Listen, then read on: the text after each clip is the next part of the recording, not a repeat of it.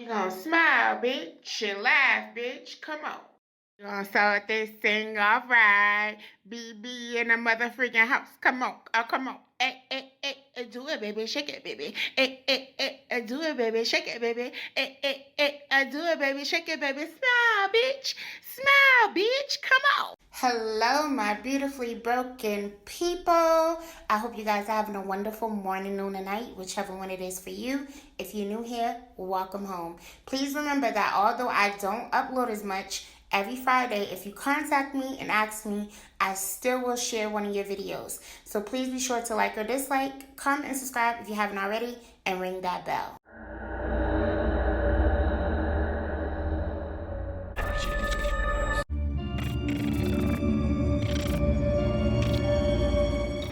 So Monica is hosting a new show on VH1 called Infamy. The show highlights multiple high-profile cases involving up-and-coming artists and entertainers. This made me think back to when I was a teenager and Monica's ex-boyfriend, Jarvis Weems, aged 24 during the time of his suicide, alleged suicide. The reason why I thought about this is because there was a bit of speculation out there hearing about what allegedly took place that night and how I had a ton of questions after hearing about this story and reading a transcript for when Monica did an interview with ABC back in 2006.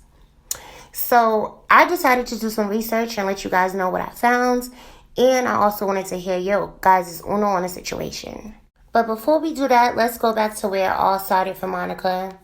Born Monica Denise Arnold Brown on October 24th, 1980 to parents Marilyn Best and MC Billy Arnold. Monica was born and raised in College Park, Atlanta, Georgia, where she began performing as a child. She traveled singing in a gospel choir at the age of 10. Yes, she started out young. In fact, here's a fun fact. If you didn't know, Monica recorded one of her many hit singles, Why I Love You So Much, at the age of 12. Yes, girl, I said 12. Monica rose to fame after signing with Rowdy Records in 1993.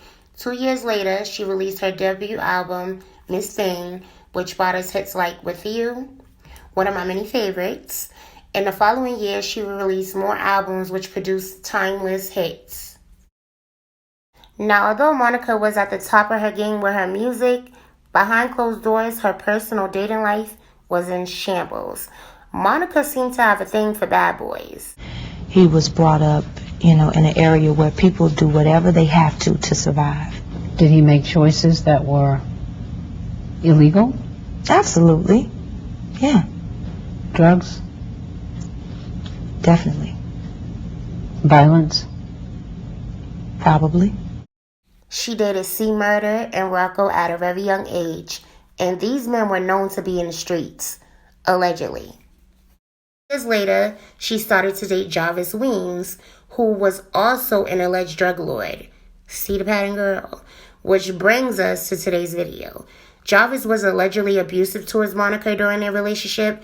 I can remember hearing radio jockeys on Hot 97 talking about their relationship and also reading about it in magazines.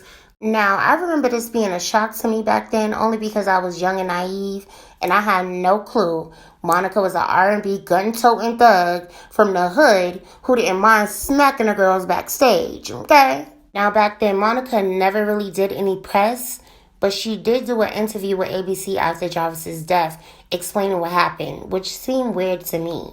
It was July 18th, 2000. Jarvis called Monica from the phone in his car. He told her he was on his way to the cemetery where his brother was buried, that he wanted to be with him. Monica stood pleading, but Jarvis had locked the car doors. And were you aware there was a gun in the car? Absolutely. So you... Yes. Yeah. After more than an hour of talking, Jarvis abruptly rolled up the car window, turned away from Monica, and reached down. And what, put it to his head? Mm-hmm. 1 minute we're talking, and the next minute, it just totally blew my mind. I think the sad part is that I was prepared for a lot of things. Just not this. When this happened, you automatically ran to your car and grabbed your gun. Mm-hmm. Why did you have a gun? I've always had one. I'm licensed to carry one. I don't have a felony record. So, according to ABC's transcript, they quote Monica telling the following on what took place the night Jarvis died. It was July 18, 2000. Weems called Monica from the phone in his car. He told her he was on his way to the cemetery where his brother was buried and that he wanted to be with him. Weems has decided to take his own life.